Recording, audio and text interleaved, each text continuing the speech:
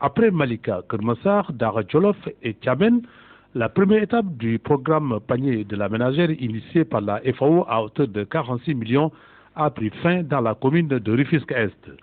La présidente de la FAO, Mme Khalifa Tal, en charge de la mise en œuvre de ce programme, a tiré un bilan satisfaisant. Nous sommes là à Rufisque aujourd'hui pour en faire la clôture sur les 5 sites qui ont été ciblés par la FAO pour intervenir auprès des populations vulnérables, pour accompagner en tout cas l'action du gouvernement tel que le chef de l'État l'a demandé.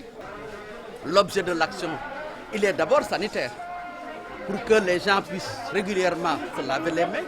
Donc on a donné un kit, vous en avez vu la constitution, des produits du savon, des madars, une assiette lave-mains, ce qui est très important à nos jours parce que l'hygiène commence par là-bas. Dans la commune de Rufisque-Est, 300 groupements féminins mènent des activités génératives de revenus. Cependant, l'absence d'infrastructures d'accueil plombe le succès attendu. Le maire Albert Ndoye enfile sa robe d'avocat pour un plaidoyer.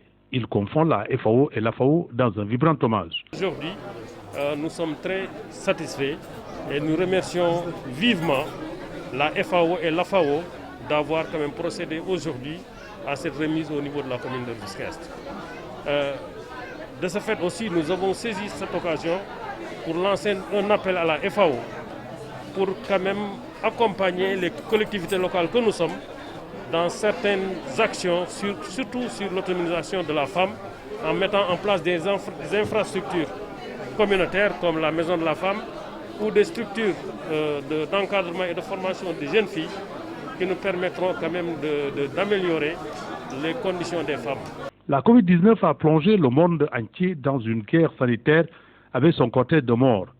Elle a imposé aux populations à la fois la pauvreté mais aussi une nouvelle prise de conscience pour la solidarité, l'entraide, ainsi que la révision des politiques économiques et sociales. C'est dans ce contexte que la FAO, qui ne tarit pas d'éloges à l'endroit de la FAO pour la bonne exécution du panier de la ménagère, envisage un partenariat tripartite FAO-AFAO et collectivités territoriales. Et cette initiative du panier de la ménagère cherche justement à pouvoir renforcer ses capacités, permettre à ces producteurs-là de pouvoir faire la commercialisation et de pouvoir reprendre un peu le cycle de production. Parce qu'aujourd'hui, cet appui que nous avons fait en l'endroit des femmes productrices, que ce soit des productrices de produits maraîchers, que ce soit des femmes transformatrices de céréales, que ce soit des femmes transportatrices de produits halieutiques,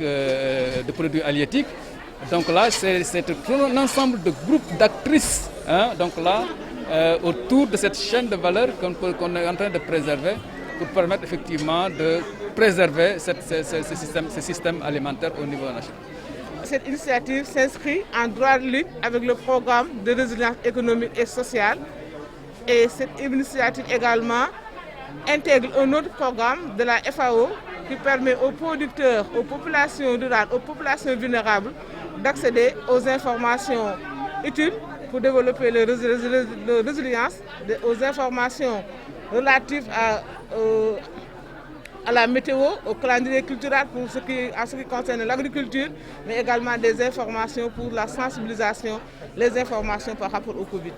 Il faut rappeler que conformément à l'esprit du panier de la ménagère, la FAO a acheté toute la production des femmes de Rufisque en produits carnés, légumes et volailles qui ont été distribués à Rufisque-Est aux ayants droit.